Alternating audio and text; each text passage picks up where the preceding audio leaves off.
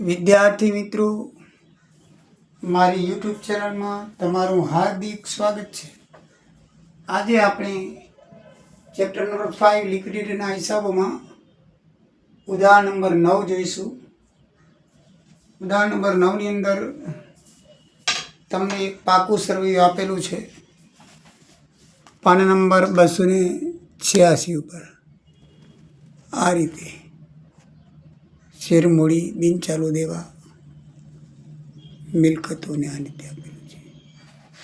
પાછળ થોડીક રકમ છે, આટલી જ, બીજું કાંઈ નથી, અને આટલી સૂચનાઓ આપેલી છે.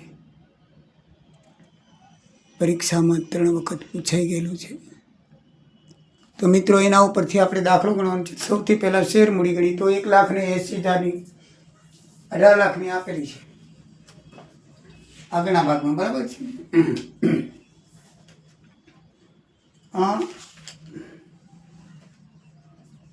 ટોટલ શેરમૂડી આપણને શેરમૂડીની પછી ગણતરી કરીએ. સૌથી પહેલાં બિન સલામત લેણદારો કરીએ તો બિન સલામત લેણદારો આપણને કુલ લેણદારો દાખલામાં આપી દીધેલા છે, અને બિન સલામત લેણદારો પણ સંપૂર્ણ સલામત લેણદારો પણ આપેલા છે. એમાં લખ્યું છે કે કુલ લેણદારો 1,30,000ના છે. એમાંથી 65,000ના લેણદારો ત્યાં ગીરવે રોકાણ મૂકેલી છે. શું મૂકેલું છે? ગીરવે રકમ મૂકેલી છે. લેણદારો 1,30,000ના દાખલામાં આપી દીધેલા છે. એમાંથી ગીરવેવાળા 65,000 એટલે સંપૂર્ણ સલામત કહેવાય. ચાલુ દેવામાં બમાં લેણદારો આપેલા છે 1,31,000. એમાંથી 65,000 સંપૂર્ણ સલામત સૂચનામાં લખેલા છે, અને 65,000 બિન સલામત લેણદારો કહેવાય. હવે એ બિન સલામત લેણદારોમાં ચૂકવણી કેવી રીતે કરવાની છે એ પણ લખ્યું છે કે 25,000 લેણદારોને 3% ઓછા એટલે 24,250. 35% લેણદારોને 10,000ના લેણદારોને 35% ઓછા એટલે 6500.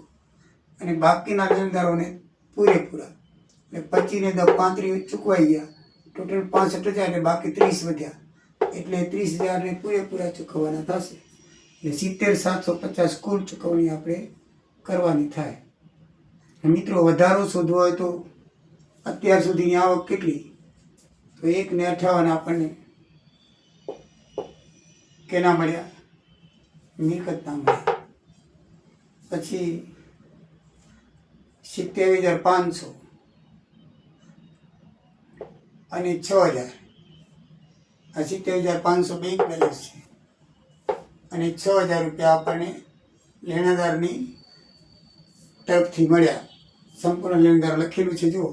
65,000ના લેણદાર હતો તે 71,000માં એને વેચ્યા.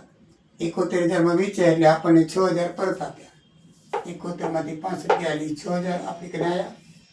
70,500 બેંક બેલેન્સ છે, અને 1,58 એટલે આટલી આપણી કને આવક અત્યારે થઈ છે.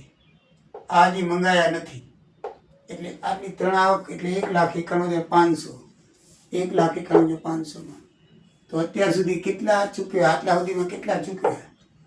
તો આપણે 67,95 વિસર્જન ખર્ચ ચૂક્યું. લિક્વિડેટરનું ન્યૂનતમ આ બેનો સરવાળો કરી તો 59,55 આવે. પસંદગીના લેણદારો 5,000 ચૂક્યા. ડિબેન્ચર આપણે 2,21,500 ચૂક્યા, અને બિન સલામત લેણદારો 60,750 ચૂક્યા. આટલું ચૂક્યું આપણે,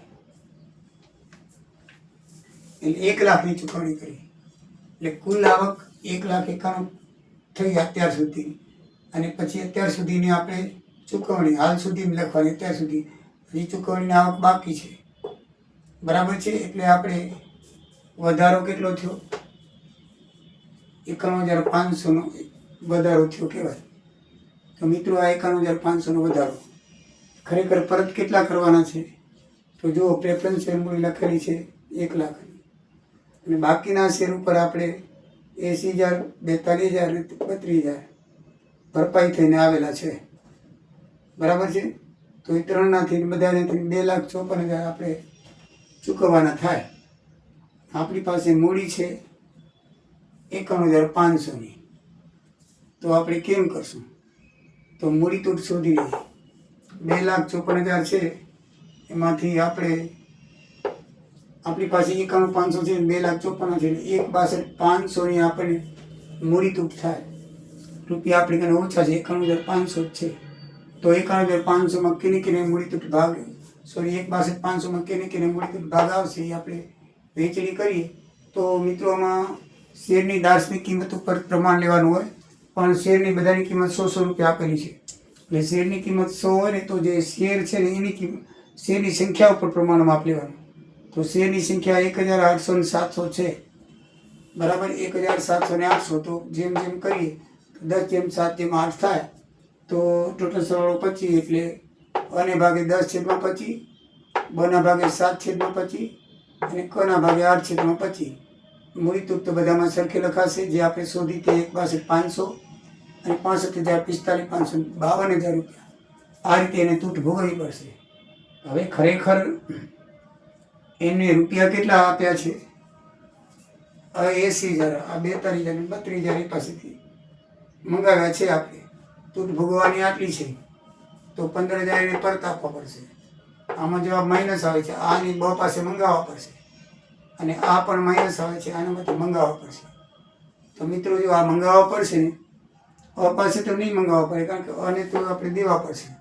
તો આપણે આ 3500 મંગાવવાના છે. 7 શેર બના 700 શેર છે એટલે 5 રૂપિયા એના મંગાવીએ તો 3500 રૂપિયા એની પાસે આવીએ. આમ તો આપણે એના પાસેથી 40 રૂપિયા મંગાવવાના છે, પણ 40 નહીં મંગાવીએ. આપણે થિયરીમાં જોયું તો કે ખૂટતી રકમ મંગાવવાની. શું મંગાવવાની? ખૂટતી રકમ. એ 3500 આપી દઈએ એટલે એના ભાગે 3500 આવે. પછી આની પાસે 20,000 મંગાવવાની, એના શેર 800 છે તો 20,000 મંગાવવા હોય તો 25 રૂપિયા મંગાવવા પડે. હકીકતમાં એની પાસે 60 લેવાના છે પણ આપણે નહીં લઈએ. 25 છે એટલે 20,000 મંગાવી. આપણી આવક થઈ, આ બેની આવક થઈ ગઈ. આ બ પાસેથી આવી, આ ક પાસેથી આવી. એટલે આ પરત કરવું કે મંગાવવું એ જોવાનું. હવે આ 15,000 છે એ આપણે કોને પરત કરવા પડશે? અને તો અહીંયા જે ચૂકવણામાં જોઈએ છે આપણે આટલા સુધી જોયું કે બિન સલામત લેણદારોમાં. તો આપણે કોને ચૂકવશું? તો પ્રેફરન્સ શેર આપણને આપ્યા છે 1 લાખના. તો આટલા સુધી ચૂકવાઈ ગયા હતા. હવે 1 લાખ આપી દઈએ, બરાબર છે. અને અને વધારો પરત કરવાનો છે તો 15,000 એને દઈ દો, બરાબર. 1 શેર દીઠ 15 રૂપિયા. તો થઈ ગયા ચૂકવણી બધાની. આ બાજુ આપણે પૈસા મંગાવી પણ લીધા, બરાબર છે. બધો હિસાબ ક્લિયર થઈ ગયો. તો બંને બાજુ ટોટલ સરખા થવા જોઈએ. આ વધારાનું વ્યાજ 6 માસનું ચૂકવાનું બાકી હતું એ આપણે ગણી લઈએ, લખી નાખી ડિબેન્ચરનું, બરાબર છે. બાકી વ્યાજ તો દાખલામાં આપેલું છે 1,000 રૂપિયા. તો મિત્રો આ રીતે આપણે બંને આવું જ્યારે ગણતરીવાળું મંગાવવાનું ત્યારે બંને બાજુ તમારું ટોટલ સરખું થવું જોઈએ. કારણ કે તૂટના પૈસા આપણે મંગાવી લઈએ છીએ એટલે બંને બાજુ સરખી હિસાબ થાય તો આપણો દાખલો સાચો થાય, કે થાય નહીં.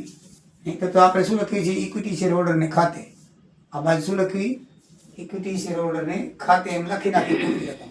પણ આપણે તૂટતી રકમ અહીંયા મંગાવી લઈએ છીએ. તો જ્યારે મૂડી તૂટતી રકમ મંગાવી લઈએ ને ત્યારે આવક જાવકના બંને બાજુ સરખી થવી જોઈએ. એ વસ્તુ ધ્યાનમાં રાખજો. જય સિયારામ, જય દ્વારિકાધીશ.